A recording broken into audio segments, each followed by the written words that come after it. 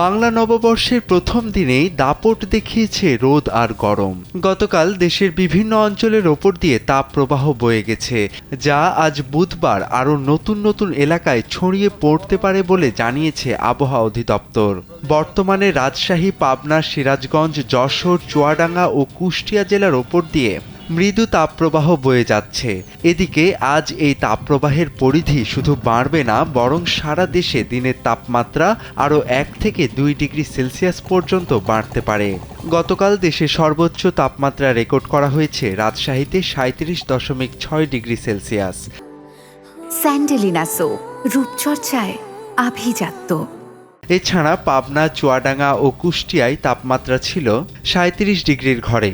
রাজধানীতেও তাপমাত্রা 35 ডিগ্রি ছাড়িয়েছে। আবহাওয়াবিদদের মতে বৈশাখের শুরুতেই এমন রোদ ও গরমে জনস্বাস্থ্য ঝুঁকিতে পড়তে পারে।